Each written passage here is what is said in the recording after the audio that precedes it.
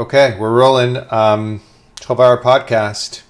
Welcome back, Amit. Finally to the 12-hour podcast. It's about time. Yeah, it's been 3 weeks. Unbelievable, yeah. Yeah, and I was mentioning when we first got connected that it's your fault. Absolutely. Because I don't even remember what I was doing for the past 3 weeks. All I remember is that there was some festival going on and I was tired that day. And that's why we missed, right? I don't know. You tell me. Yeah, that I was don't remember. probably it. I don't remember. I really don't remember. Well, it's good to have you back. It's good to be hanging out again. And yeah, good that it worked out. Good that the time worked out for today. I am, as usual, no clue what we're going to talk about, but I think that's part of the fun that we have. We'll see what Yeah, happens. and Yeah. oh, yeah, and we are about to remind people why we are here. Yeah, I think we should do that. Definitely remind nobody while we're here, and that's exactly why we're here: is to attract nobody to our channel, to make sure that we appeal to nobody. We are setting ourselves apart here on, whenever we do these. Tell everybody how we set ourselves apart, Amit. Well, simply, we are not looking for any kind of, you know, likers, subscribers, sharers, or comment. Okay, okay, feel free to comment. Yeah, But we are also not don't against the comment. comments. Yeah, that's completely up to you and not up to you. Yeah. But yeah, we are not looking for any hoopla, Yeah. to say Why? the least. Why do we want nobody to comment or like or share or subscribe to our 12-hour podcast? Why are we doing that, Amit? Why are we saying that? Yeah, because we are just meeting every week to talk about random stuff, and we are least bothered about anything else. Yeah, and most of all, like I was saying, we're trying to set ourselves apart from every other channel on YouTube. On YouTube, every channel out there wants you to subscribe, wants you to like, wants you to share, wants you to comment, wants you to do all these things. But every channel also is trying to figure out a way to set themselves apart. So I think the best way to set yourselves apart from all the other channels out Just there is to actually advocate for not doing any of those things, doing none of those things. That's how we're going to right. be different. We're turning the clock back. Yeah, that's right.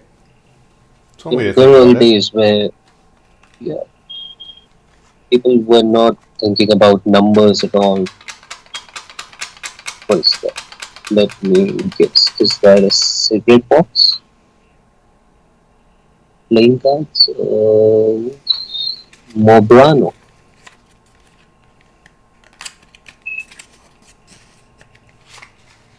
You'll have to educate me.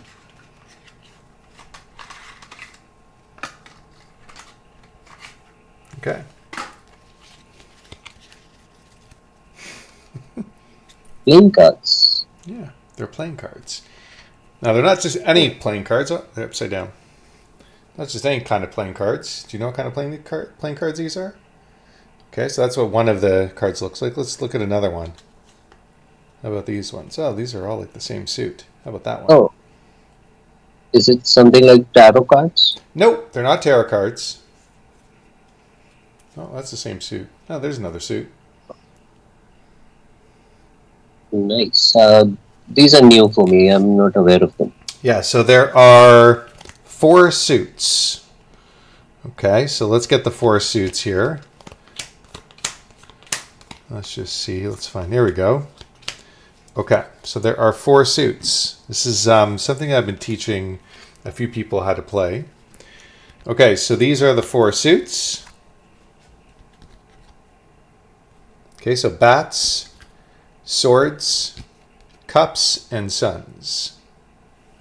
Okay, this is. I'm pretty sure. I actually want to look up more information about this, these cards, and we'll do that in a bit.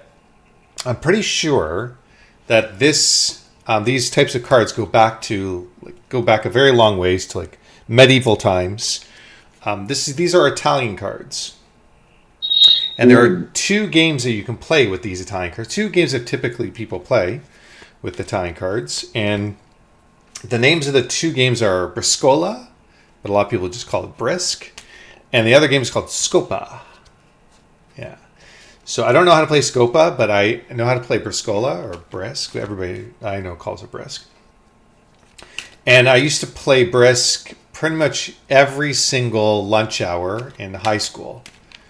There were a lot of Italian people that went to my high school, from grades 9 to 13. We used to have grade 13 here. We don't have that anymore. But everybody during lunch hour played Brisk. Pretty much every single lunch hour for every year that I was in high school. It was the thing to do. I wonder if they still do it at that school. But in any case, pretty common. So I learned how to play it when I was very young. And it's like a nostalgic thing for me to play it. And so I've been teaching it to my niece and nephew, how to play Brisk. And I also taught it to a couple of people. I went to their place last night to hang out with them and their son. I suppose you can call them friends. And we hung out, had some food, some drinks, and I taught them how to play Brisk. So I'm going to teach you how to play Brisk. Sure. Do I have to get cards or something? No, or I you don't. can just You don't have to do anything. Okay. How nice is that? How great is that you have to do nothing and still win? Yeah. At a game I've never played before. Yeah. Well, I'll probably win because it's beginner's luck. Well, if you can do nothing and win, that would be incredible. But right now, we're not going to really play against each other because we can't. Because you need to be playing with the same deck. But I bet you, there is an online platform where we could sign in and play against each other if we really wanted to, virtually. But in any case, I'm going to teach you with the actual cards. Okay. So, like I said, there are 4 suits. Okay, so cups, bats, swords, suns. And the order of the cards is very important. Okay, so the order goes like this. A little strange. It goes 2, 4, 5, 6, 7. So you skip over the 3. 2, 4, 5, 6, 7. And there is no 8, 9, or 10. Okay, no 8, 9, or 10. So 2, 4, 5, 6, 7. Then after 7 is Queen, and then Jack. Because this is an old game, and men were always considered to be superior to women. Of course, we don't think that way nowadays. I mean, some parts of the world they still do, but in more, let's say, like societies such as ours, believes that women and men are they're no inferior, superior type of thing. They just maybe have different roles and whatever, or maybe they don't, but that depends on your belief systems. But nonetheless, goes Queen, Jack, King, and then 3 ace. Okay, I think if I had to guess, it's probably because 3 is considered to be a lucky number or something. So 3 is maybe it has something cultural. Maybe something cultural. Well, we're going to look this up. Because I want to know actually how old Brisk is in terms of a game. Okay, so 3 is the second highest card. Ace is the highest card. So again, 2, 4, 5, 6, 7. And then Queen, Jack, King, 3 ace. Cool, got it? Yeah, but there is no 7, 8, 9. No 7, 8, 9. No, sorry, no 8, 9, 10. 8, 9, 10. Yeah, there is a 7. Okay. There is 7. Okay. All right, great, perfect, wonderful. So now there's a point system. Because the objective of, at least for Brisk, I don't know about Scopa, because I've never played Scopa. I don't know anything about how to play that game. But for Brisk, there's a point system. So from 2, 4, 5, 6, 7, those cards, 0 points. Mm-hmm. All right. And then Queen is worth 2 points. Jack is worth 3 points. King is worth 4 points. And then a 3 is worth 10 points. I know. whatever. And then ace is worth 11 points. Okay. Good. Yeah. Okay. 3 and 11, because they're worth so much, those are obviously really important cards. Those are big deciding factors. You get the 3, you get the 3 or ace in each of the suits. You're able to capture those cards.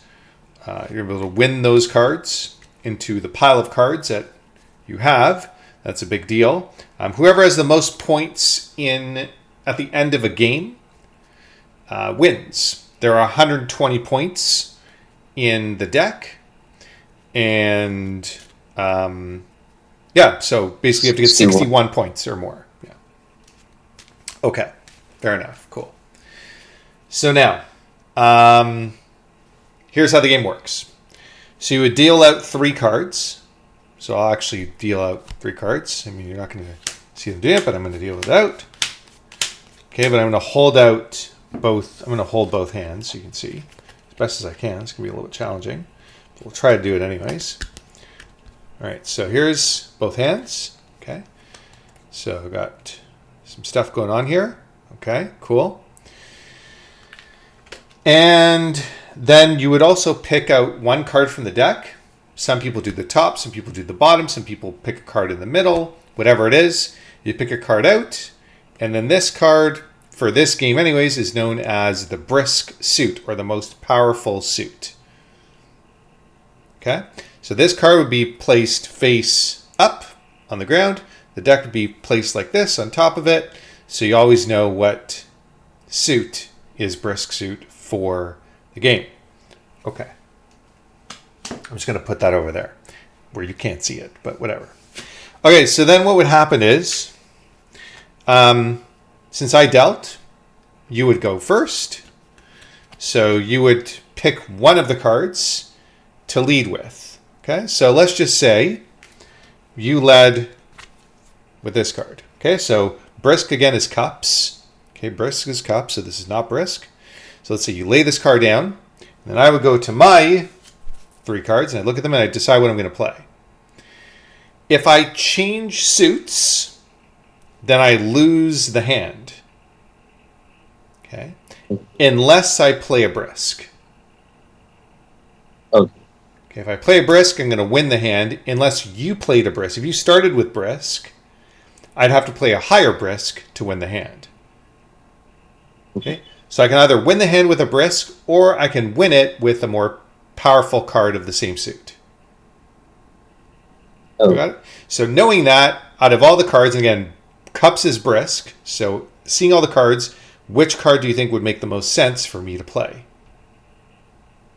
Right now you do not have that suit. Doesn't look like Do you it. have it?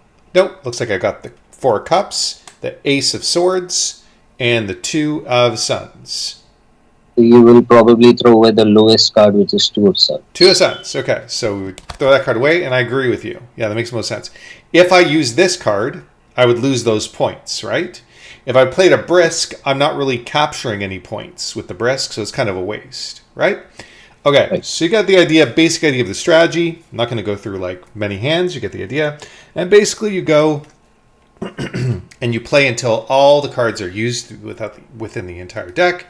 And then, by the way, if I win the hand, like whoever wins the hand picks the next card at the top of the deck, and then the person that lost the hand would pick the next card, and you always have only 3 cards in your hand at all times until you get rid of all your cards, basically, because there's no cards left to choose from the deck. Once the whole deck has been used, you count up all the points in your pile of wins. And then you figure out who has the most points, and whoever has the most points wins. You can play in groups of 2, 3, or 4. If you play in 4s, then you're playing teams of 2. So let's say we were sitting beside each other.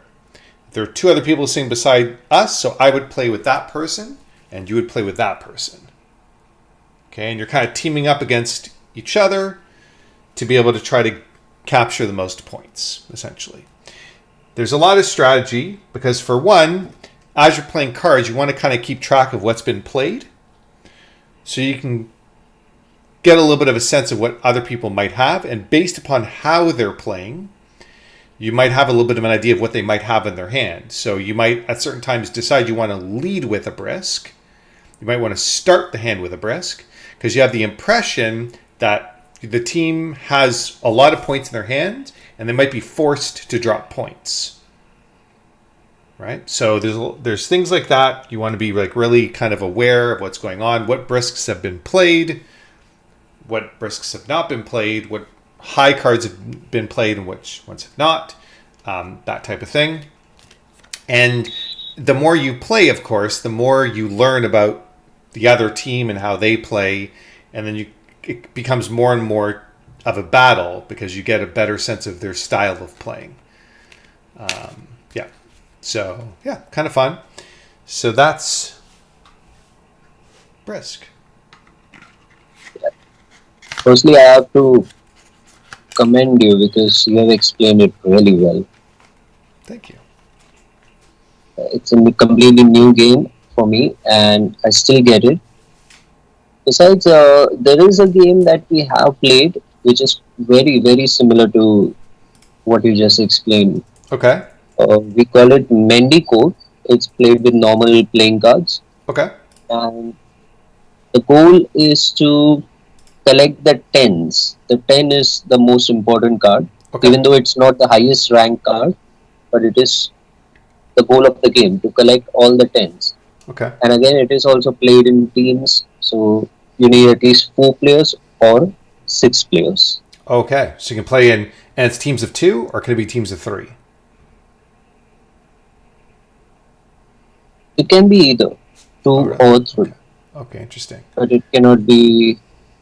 It cannot be, 3 players or 2 players.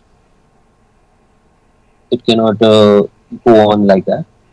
So 4 or 6 is the required players. Okay. So it has to be 4 or 6 players in either teams of 2, so 3 teams of 2, or 2 teams of 3. 2 teams. Okay.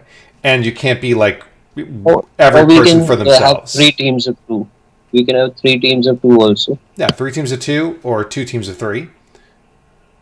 Right? Yeah, 3 teams of 2 or 2 teams of 3. But you can't do something where like every person for themselves. You have to play in teams. Yeah, because then you could be hiding cards. Okay. Because when you're playing in a team, you have to strategize what the other person might be holding, and then you have to throw the right kind of card. If Okay. the game is about to lose, you have to throw the lower card, Okay. and if you feel you are winning, you have to throw a 10 so that your team wins it. Okay. Interesting. Okay, great. Great. Okay, cool. Yeah, so there are a lot of games that have a lot of similarities. Like there's another game here called Euchre. I'm not sure if you ever heard of Euchre. So Euchre is a game that has some similarities to this game. There's a variety of them. I'm very interested though. I want to look up. Why 3 is the highest? Well, yeah, I want to look up that too. Well, Ace is technically the highest, but why is 3 one of the higher cards? But I also want to look up the history of this game. So, what is the history of Briscola? Okay. Let's see. All right. So Briscola is a popular Italian card game that has a rich history and is enjoyed by people in various parts of the world. Here's an overview of the game's history. Okay, so Italian roots. Briscola is believed to have originated in Italy, though the exact origins are somewhat unclear. The game has been part of Italian culture for centuries and is one of the most popular card games in Italy. Oh, there is some Spanish influence to it. Some theories suggest that Briscola may have been influenced by Spanish card games, particularly the game Primero or Bresca, which were popular in the 16th and 17th centuries. Medieval times, I mean, like when you say medieval times, like what century are you talking about? Do you know? I'm guessing it's the Renaissance period, What? 1500 something. Maybe. What century would someone be describing when referring to Medieval times. Okay, yeah. Oh, that's pretty good. 15th century, yeah. Early Middle Ages, 5th to 10th century. High Middle Ages, 11th to 17th century. Late Middle Ages, 14th to 15th century. Okay, so it's maybe not quite as old as medieval, but it's still pretty old. Like 16th, 17th century is decently old. The spread of card games across Europe during this period often led to variations and adaptations. Okay. So there's Italian variants. Over time, Briscola developed into several regional variations within Italy, each with its own subtle rules and differences. The game is traditionally played with a 40-card Italian deck, though it can also be played with standard decks by removing certain cards. Yeah, of course. Okay, we went through the game structure already. We don't need to do that. Spread in popularity, whatever. And then it goes into that it's still played now. Cultural significance, Italian heritage. Briscola is more than just a game. It is a cultural artifact that reflects Italian traditions and social life. It is commonly played during social gatherings and is often passed down through generations. In Italy, Briscola is sometimes used as an educational tool for teaching children basic math and strategic thinking. Sure, that makes sense. I like that. Cool. All right. So there you go. Yeah, but that's an interesting concept that you have to collect points. Yeah.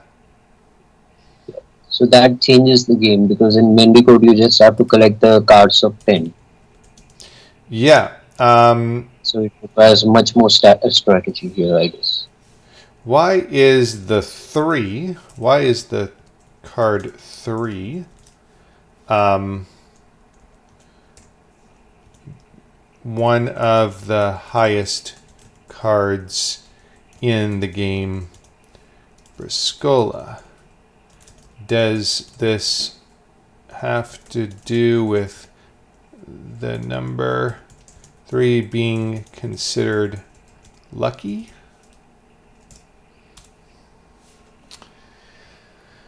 Okay.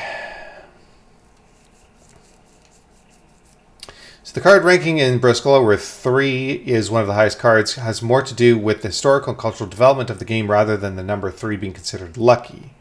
Okay. Possible reasons. Historical game development. The rules and card rankings in traditional card games often evolved based on local customs, preferences, and historical practices. The choice of the 3 as a high-value card of Briscola might simply reflect the preferences of the game's early players or the influence of older games that Briscola was derived from. Okay, and Briscola, a high value of 3, adds a strategic layer to the game. Okay. Cultural and symbolic reasons. While there is no direct evidence that the number 3 was chosen because of its symbolic or lucky connotations, the number 3 does hold significance in many cultures, including with Christian symbolism, where it represents the Holy Trinity. However, this symbolic significance is likely coincidental rather than a direct reason for the card's high value. So it doesn't really tell us. It's basically saying, it's a very long-winded way of saying, I don't know. Yeah, the closest reason, plausible reason could be the Holy Trinity. That's the only thing I can, relate to. Yeah. Oh, interesting. It's saying I think that ChatGPT has this wrong though. I'd be very surprised. It's saying that it actually does go Jack, Queen, King in terms of value, and the Jack is 2, Queen is 3. But I wasn't taught that way. So now I wonder if I was you can re-ask. Yeah. Yeah. ChatGPT can be, asked to make sure. Sometimes it makes a mistake. Is the Jack worth more points than the Queen?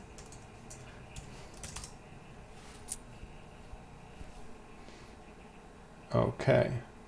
It's saying it's not, but I wasn't taught that way, so now I want to look it up. I want to do a little more research because I'm not trusting ChatGPT.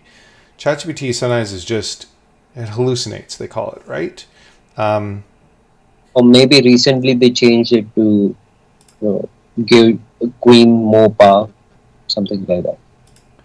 Yeah. What? I don't know. Let's see. What value does the Jack and Queen have in the game Briscola? Oh, interesting. So I think I was taught wrong. How much is each card worth in Briscola? Oh. Wow. I think I was taught wrong. Look at that. Everywhere I look here, it's saying that the jack is lower than the queen. Interesting. So maybe there was a guy named Jack and he wanted his points to be more than the queen. Maybe. You never know. It could be. That is interesting. I don't like. That's weird when that happens. When you're like used to something being a certain way for like 44 years, and then all of a sudden you find out that you were wrong. Wow. Okay. How does the world look right now? Does it seem different? I As the world changed completely? have a sense of betrayal that I've been misguided and tricked. Last 30 years could have been completely different for you. Yeah, for real. Yeah, wild. Okay, interesting. Now I have to go back and the people that I've taught how to play the game, I have to reteach them. Or I could just let it be. Or you can buy a time machine. Yeah, maybe. All right, well, fair enough. There you go. So now we've learned a lot about the game Briscola, which is kind of cool. Yeah, it is a cool game. Yeah, it's fun. So tell me something that's been going on with you. You said you went to a festival. Tell me about this festival. No, I did not go to a festival, but it was an Indian festival. Okay. It's celebrated between brothers and sisters.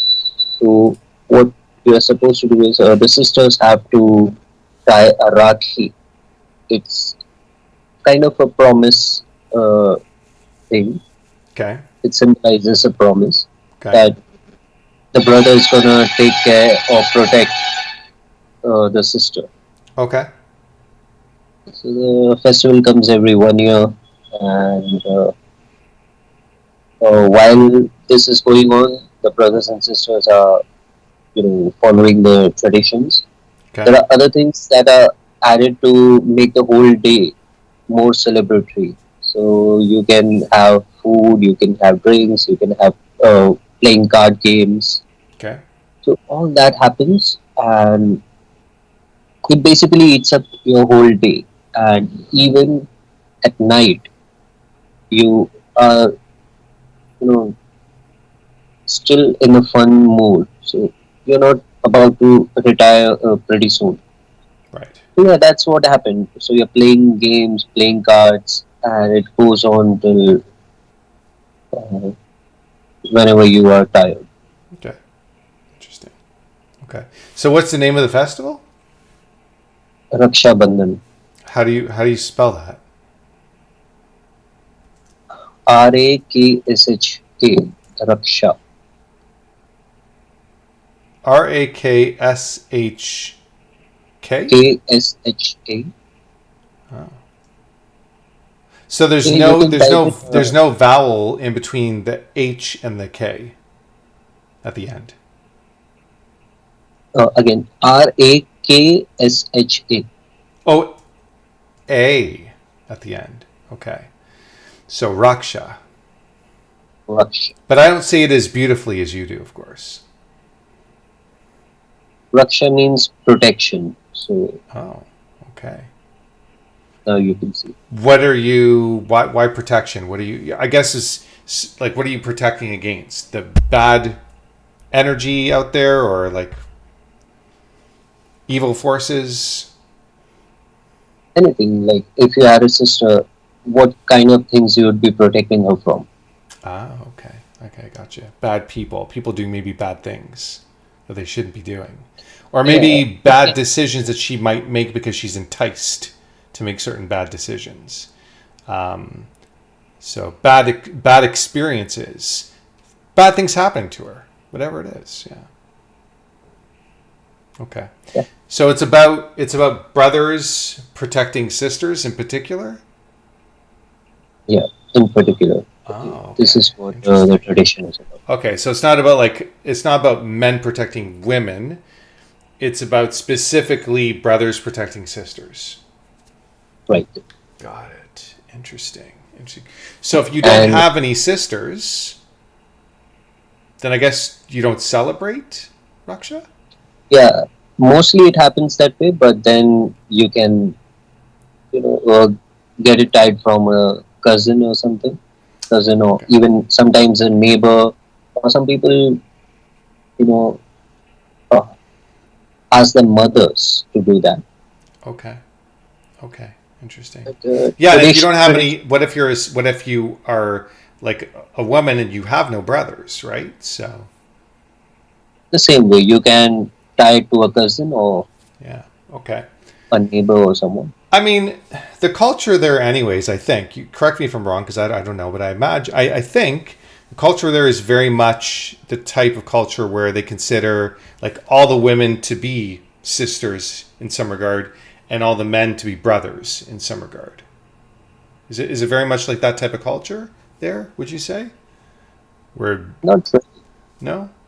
You can see the people are polite to each other, but that's not really the case. We don't really consider everyone as a sister. Okay, It's like a moral thing that, yeah, if someone, if you see a lady, you have to be protective, you have to be kind around them, polite around them, but sure. not necessarily a sister. Okay, Even though our pledge begins with something like that. If you read the Indian pledge, the starting line is all Indians are my brothers and sisters. okay, interesting. So pledge. And What do you mean by the Indian pledge? What is this Indian pledge? I don't know anything about it. it's something that is written on the constitution itself. Okay, interesting. Okay, It's made, the kids are made to say that every morning in the school when they are in school. And after they leave the school, I don't think anybody has ever read the pledge or spoken about it. okay, interesting. That's nice. So that's the first line of the Constitution. Um, Makes a reference to the way women generally treat, or sorry, men treat women. Yeah, I won't go as far as that Okay, because I cannot generalize that. okay, But yeah, it's part of the pledge. okay. And here's something interesting related to pledge and Raksha Bandhan both. Okay. So when you're in school, there are some guys who really don't want to call every other girl as their sister, right? For crush and for things like that. So whenever the pledge is going on, you can actually hear when this line comes, you can hear a lower volume and then the normal volume for the rest of the pledge. What do you mean? Not sure I understand. So the beginning is India is my country, all Indians are my brothers and sisters. So this is the pledge. So normally what will you listen is India is my country in a high volume, all Indians are my brothers and sisters in a low volume. Oh, in terms of like the volume in which you say it. In saying also and in listening to it also because Okay. there are like hundreds of kids saying it together. Okay. Imagine a Gotcha. school assembly and Right. everybody's standing on the ground Right. and they're singing. So you can hear a drop in volume. Why is that? Why is there a drop in volume? What's that all about? As I said, it's just boys being boys. Oh, They okay. really don't want to accept all the girls as the Oh, I see what sisters. you're saying. Okay, so it's more of like it's not an actual thing that is supposed to be done typically, but something that ends up happening because, well, just kids are being kids. Yeah, Okay, exactly. gotcha. Okay, but then And does that sort of translate like later on in life, where just people end up kind of just doing it that way, not thinking too much about it, or later on in life you get to a certain age and you're not doing it that way, or do people later on in life not really say this pledge out loud anymore? as I said, after school, the pledge is nowhere to be seen. Interesting. It's Okay. it's written in every textbook, in fact, but until school. After school, the pledge. I don't know why they remove it, but yeah, it doesn't translate to adults. You would think that maybe at like sporting events there, maybe that would be the place, just like they'll do the national anthem, things like this, that maybe that would be the place to have that pledge be said again in some way. I don't know. Wouldn't that be an overkill? Because even if you do that, the other country, like they would be making fun of you. You think so? I don't think other countries make fun of you. I think that'd be interesting. No, as in if you add something instead of the national anthem. Well, you would do the national anthem, and then because that pledge is 2 lines, right? It's just 2 sentences. No, no, it's just the beginning. So the pledge is around 30 Okay. lines. long. Okay. Gotcha. Yeah, so maybe you wouldn't do the whole pledge, but hold on. You're saying in elementary school, kids are doing the entire pledge, like all 30 lines. Yeah, every Wow. morning. Oh wow. So then you still probably remember it off by heart. I I'll be embarrassed because I really don't remember. Let's see. It's been a long time since you've said it, But so yeah, decades. So what is it? Indians, but in few Indians, sisters. See, I don't remember after that. interesting. That's kind of cool, though. That I don't know. I'm sure there are other countries that are like that too, but I think that's kind of cool that that's taught because that's very foundational. Like the national anthem is a foundational thing that I think people should know based upon the country that they're in. So I think that if I was living in India, like I should know the national anthem. If you're living in Canada, you should know the Canadian national anthem. Um, I think things like that are important, but to also get familiar with, these 30 lines of this pledge, which is it just a part of the Constitution or is it like the Constitution? This No, pledge. it's just the beginning of the constitution and beginning of the textbooks. Okay. It's basically to promote patriotism, I guess. Okay. So that's kind of cool. I think that I think that in the States, I think in the United States, they also have something similar that they know. I mean, I know that it's very common in the United States for them to know their amendments. That's very common for a lot of Americans to be very familiar with all the amendments, like the First Amendment, the Second Amendment, like for them to know what these amendments are, to be very familiar with those.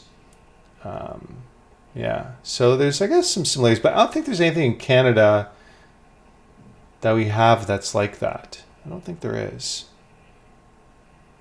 Yeah. I don't know. But that's kind of cool. That's pretty cool that they teach that. So you have this festival, Raksha, lasts for the entire day.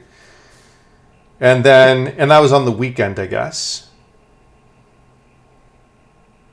Oh yeah, Yeah? Okay. and yeah, we tried to reconnect a few times, right? The You Raksha did? Bandhan was on. I don't remember what day was it. Was it?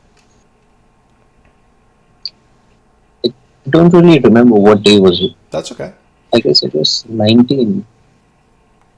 That's okay. And then, yeah, because I know we tried to connect also last week, but we didn't get a chance to. I don't remember why. But I think I was also like really tired last weekend.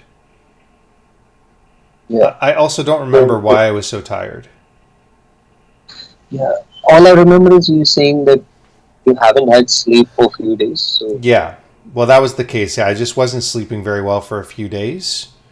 And which actually hasn't been happening that much lately. Lately, I've been getting much better sleep. But awesome. just last weekend was a little bit tougher. And I think for a few days during the week as well. But for the most part, it's been a lot better, my sleep. I think it's because of these. I started wearing these a lot more. I don't remember if I started wearing these like since the very first day that we started doing the 12-hour podcast together. I'd have to look back. You'd see in the videos. But I know that if I'm not wearing these, it messes up my sleep. Again, whether it's psychological or it actually does make a difference scientifically, I can't tell you. All I know is that for whatever reason, it works. Even if it's just in my head. It could just be a placebo effect. And if that's the case, that's fine too. Like whatever it takes to sleep as far as I'm concerned. Yeah, it totally makes sense to me because it is kind of logical and scientific. Yeah. They always ask us to stay away from blue light, and this is an absolute way to do that. Yeah. But I know the placebo effect is very real. Like I remember reading something about how there's a company that developed a certain painkiller, and then they rebranded the painkiller. It was exactly the same medication, but they put it in a bottle and they said it's for this type of pain. And then they put it into a different bottle and said it's for that type of pain. And so people would go and if they're having a certain type of pain, they would buy that, not really realizing that they're buying exactly the same medication that's just for, just the normal pain reliever type of medication. But because it said it was for that particular pain that they're having, they're like, okay. So they go buy it. And the company would charge a premium. So it's not like it was the same price. They charge a premium. So in their mind, because it's more expensive, it must be more effective. Because it says it's for this particular pain, it must definitely. And then they would do this study where they would report using the medication that's supposed to be for specifically this pain versus the general pain medication. They would report that when it's for the specific pain that they're having, then it works much more effectively. Even though it's the same medication. It's the same thing. Really smart. Yeah. So that's kind of interesting. So the placebo effect is this is called the placebo effect, right? Yeah. Yeah. I mean, it's not really a specific, a placebo really, as far as I know, is specifically like something that is not medication at all in any way whatsoever, but you take it thinking that it is, but it's like just a sugar pill. And you just believe in your mind that it works. So is it specifically for something that does not have any medicinal properties? Or can it also be for something that does have medicinal properties, but because you think it's for something else, it works that way? Like, is the placebo effect more to do with what happens in here? Or does it also have to do with like something physical at the same time? I guess it can largely apply to anything. Earlier, it may have started with medicines, but now we can translate it to anything. For example, there is something known as a reverse placebo effect also. Okay. So where you are actually taking a good medicine, but because you are not convinced that it is going to work, it doesn't work. Right. So you're taking something, it does have the medicinal properties to treat something, but because you believe it's not going to work for you, it just doesn't work. So interesting. Okay. Yeah, that's weird. The mind is pretty interesting. But I wonder, like, what is the percentage of people that happens with? Where you think that something is going to work. It's not supposed to work because there's no reason why it should in any scientific way whatsoever. But it does because you believe it's going to work. And then it does. Not that it works, it just, your mind basically gets things to happen because you believe it's going to happen. I wonder how many of those people that believe it actually does improve their whatever they're based upon, whatever their belief system is, or if it has no effect anyways because it's not supposed to have an effect. Yeah, it largely depends on what the expectations are communicated. So if you are giving the placebo group the control group a medicine and not telling them Yeah. what is it for or what it does, then there is a very low chance of placebo effect happening. Yeah. But I So if wonder, you like tell in them, okay, this is gonna make you much more sleepier, then yeah. probably this is gonna work much more. Yeah, well, they'll believe that it will make them more sleepy. But I wonder if, like, out of the group, let's say there's 100 people in a group, I wonder, like, what percentage of it, like, if there's like a general sort of rule or percentage that is expected in terms of the effect that that will arise based upon people believing that something will a certain way versus even though people believe that they'll get more sleepy in this example, that they just won't anyways because they weren't really given any medication that would make them sleepy. So I wonder, like, if there's a general sort of expected percentage of people that the placebo effect will actually have an influence on them versus that it won't, even though the fact that they believe that they would get sleepy, it just they don't anyways. Yeah, so I guess you are talking about the tolerance percentage, and that tolerance percentage is usually considered as 5%. If 5% people are showing the placebo effect, it is considered as, you know, well, it is not considered, it is ignored. But if more than 5% people are experiencing it, then it has to be recorded. It has to be taken seriously. So yeah, we can look it up, what Yeah, let's look it GPD up. says. Let's look it up. So, uh, is there a general percentage? It's probably not. It probably like really depends on the study. But is there a general percentage noticed in control groups receiving a placebo? Receiving a placebo. Is there a general percentage noticed in control groups receiving a placebo? I don't know if I'm really phrasing that correctly, but maybe we'll. ChatGPT is fairly intuitive. It might just understand what I'm trying to get at. Okay. So what is the instruction so far? I just wrote, is there a general percentage noticed in control groups receiving a placebo? Okay. Experiencing the placebo effect. Yeah, I think that it understood because I'm going to read this out to you. So, yes, there is often a noticeable percentage of participants in control groups who experience a placebo effect where they show improvement despite receiving an inactive treatment. The magnitude of this effect can vary depending on the study, condition, and how outcomes are measured, but here are some general observations. General percentage of the placebo effect range. The placebo effect can occur in anywhere from 10 to 40% of participants in control groups, depending on the condition being studied and expectations set by the study. So that's kind of interesting. So you won't see like a majority effect generally. Mm. You won't see a majority effect by this statement, but let's read more.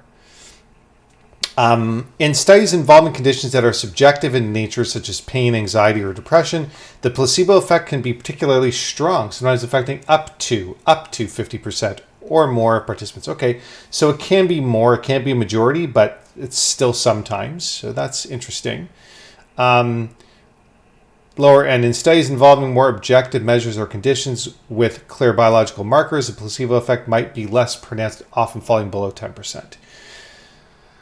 Factors influencing the placebo effect, the condition being treated, expectations, the way the study is designed. I'm not going to read all of that, but because we can already infer what is being said by all that. And then it goes into importance in clinical trials, but we don't need to go into that. So what I'm curious to know is, well, the first thing that's kind of interesting about this is it's not very common for there to be a majority of people that experience the placebo effect. So I wonder what the commonality, this would be a good question to ask, is what is the commonality found for people that experience the placebo effect versus people that do not within a control group? So what is the commonality between individuals experiencing the placebo effect? Is it affect or effect? I think it's effect. Yeah, effect because it happens afterwards. So yeah, so experience the placebo effect versus those who do not experience the placebo effect within a control group. Let's see if there is any commonality. All right. So the commonality between individuals who experience the placebo effect and those who do not within a control group can be complex, okay? As the placebo effect is influenced by a combination of psychological, physiological, and situational factors. However, here are some key aspects that may be similar among both groups: expectation and belief. So it's going to go with key aspects that may be similar among both groups. Okay, I don't want similarities, I want differences, but let's just read on anyways.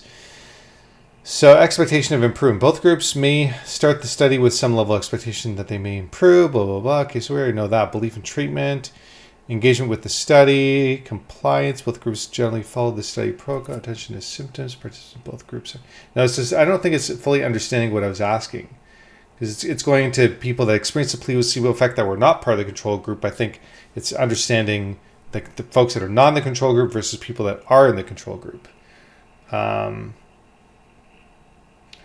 those who do not generally lies in their expectations. Well, yeah, so it's not understanding the question fully. I am not asking this question in reference to the control group versus the what is the other group called that isn't the control group? The actual group? Actual, I think there's probably a better. That's okay. We'll go with actual group. I am asking this question in regards to all the individuals within the control group only. Let's see if it understands now.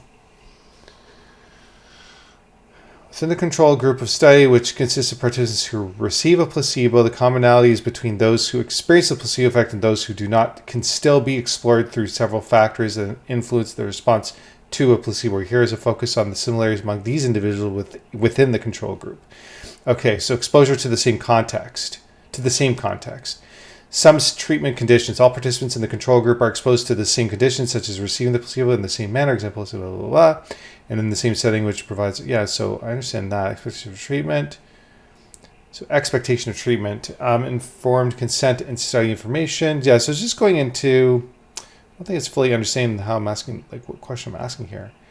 Engagement with the study process. So it's just going through like, why people experience the placebo effect. No, that's the impression I'm getting in terms of how it's answering the question. But let's look at the summary to make sure. So the commonalities between individuals who experience the placebo effect and those who do not within the control group largely revolve around shared expectations, the influence of study-related factors, and psychological and social influences. These factors create a baseline environment where some individuals may experience the placebo effect while others may not, even though they share many similar conditions. Okay, so yeah, it's not really.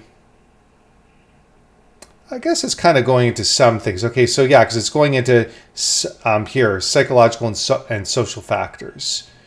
So there might be things. Yeah, there's probably some genetics involved in that too. I would bet, like not just like how you're brought up and what your environment is like and that type of thing. I bet you it has something to do also with genetics.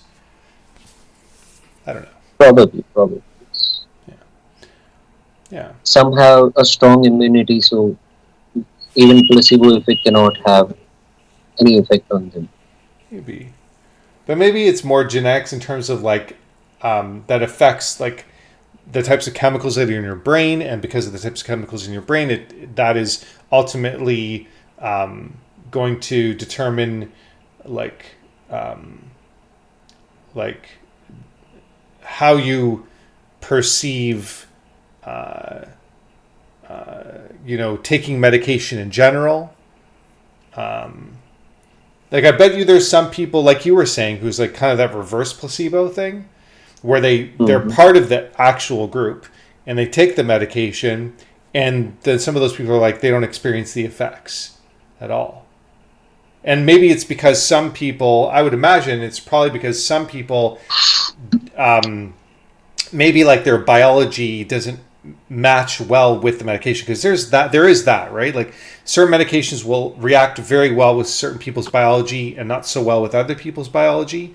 It's not like medication generally isn't something where you take it and no matter who you are and no matter what your genetic makeup is, it's ultimately going to serve the same, it's going to have the same effect for everybody. It doesn't work that way, as far as I know. Exactly. Medication.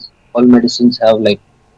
Uh, I don't think any medicine has 100% effective rate. Yeah, I don't think Yeah, so. you can 80% at most, I guess. Yeah, maybe something like that. Maybe some medicines. I'm sure some medicines are less than that. But so there's going to be that, and then there's going to be some people within the actual group that have that reverse placebo effect. But then, how would you know the difference? I wonder how you would know the difference between the individuals that experience the reverse placebo effect versus the individuals where the medication doesn't actually have any effect on them whatsoever. Because some people also, I would imagine, would be part of the group where the medication actually does help, but they just don't, for them, they're not really perceiving the help. You know what I mean? Interesting. So I wonder how much of that exists, where you don't perceive that it's helping you, but it actually is.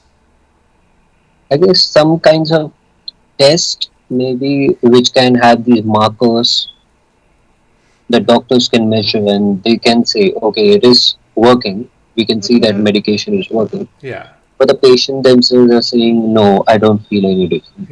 yeah. Well, of course, yeah. Then you just do some tests to see if it is actually having the effect. Yeah. But then I wonder also of the people that experience the reverse placebo effect versus people, because I guess if it's a reverse placebo effect, that means that it still does have the effects that it's supposed to, the medication. They're just not really perceiving it to have the effect. Right? That's very complicated to answer. I mean, if it were the other group, the control group, the distinction would have been quite easy because these things happen. These things are expected. Yeah. But reverse placebo is kind of not that common. Yeah.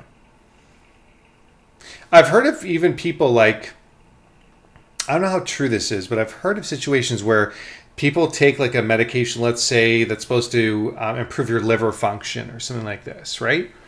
And they're given a placebo and they believe that they're taking the actual medication to help to improve their liver function, but they're not, but they believe it. And because they believe it, their liver function actually does improve. That's the beauty of placebo effect. Yeah.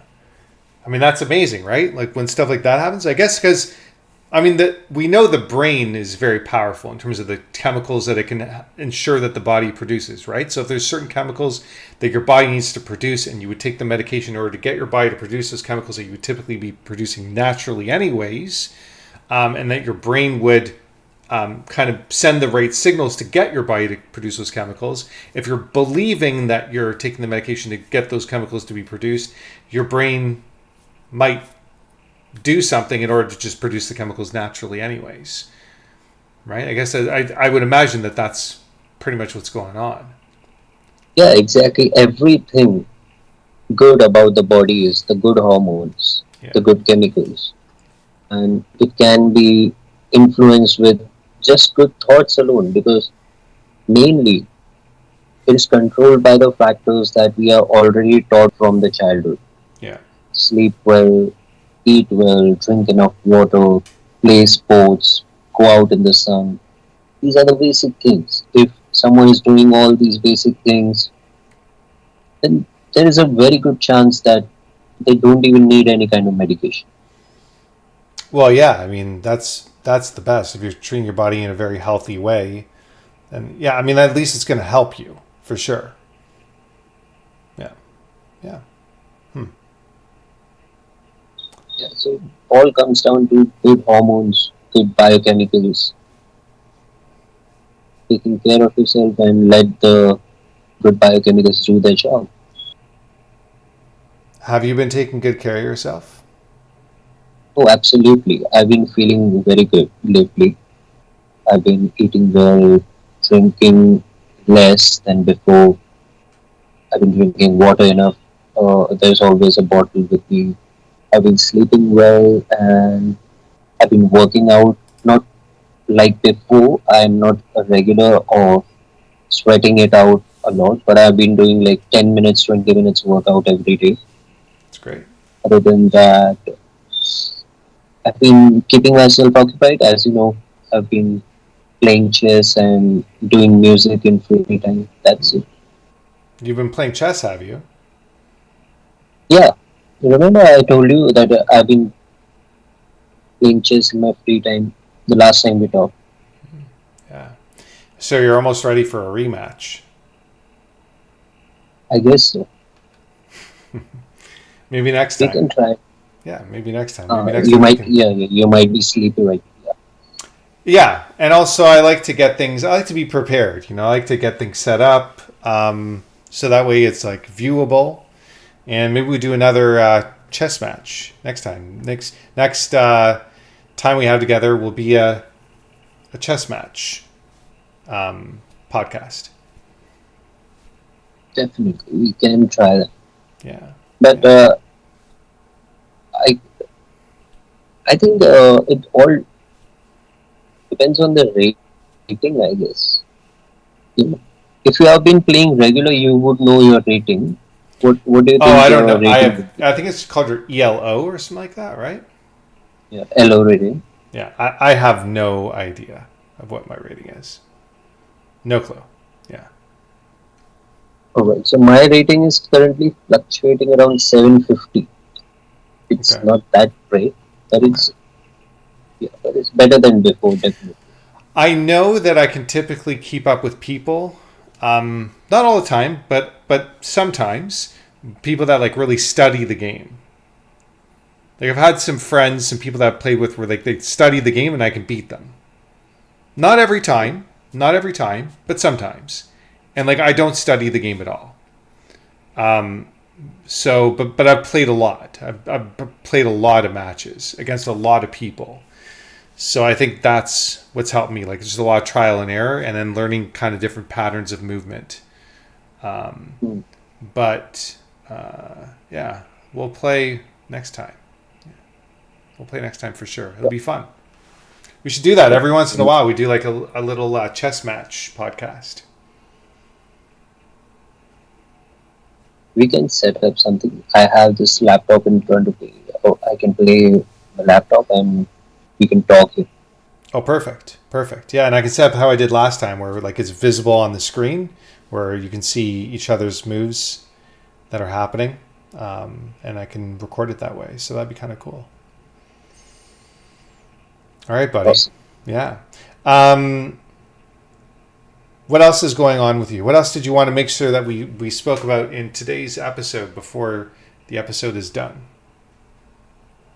It's interesting because throughout the week you get a lot of thoughts, and there are moments when you feel, okay, this should be mentioned in the podcast, but when it's the actual go time, you can't recollect it. You forget. Um, yeah, that's okay. It's all good. If you remember, then we can always bring it up the next time, anyways. Definitely. Okay. Well, then, on that note, I am going to go and I'm going to get myself all ready for sleep. I do like that the hour long. It's been about, we do about an hour and 15 minutes, an hour and 20 minutes. I think that, like, it seems like a good length of time. I think because we can cover, like, a few different topics. Typically, we can just kind of talk about some random things and it's good. So I like that amount of time. But I still think that at some point we should figure out how to do an actual 12-hour podcast. Soon. Oh Maybe, yeah, yeah. remember we had kept a goal for that, like 1,200 subscribers. for Yeah, 12K yeah, that's voters. right. Yeah. Which will never happen because we've made it very clear to everybody: don't subscribe to the channel and all that. But if somehow we get to 1,200 subscribers, yeah, we'll do an actual 12-hour long podcast. And by that time, I would imagine we will have come up with so many different things to talk about. We'll just go and revisit some of the topics. We would just do sort of a greatest hits of topics. Yeah, even if we don't have anything to talk about, we can always play chess. We can do something. We'll find a way, or we'll Oh yeah, watch a movie. yeah. Maybe we just watch a movie together. Yeah, that'd be kind of fun too. Sure, why not? Yeah. Okay, buddy. Well, have a fantastic week, and I look forward to next time. This was fun as always, and I got that's it. That's all I got. Oh yeah, we have to say namaste. And or what? Okay, I buddy. keep messing it up. That was pretty good. Okay, I'll see you. Okay, see you. Bye. Have a good week. You too. See ya.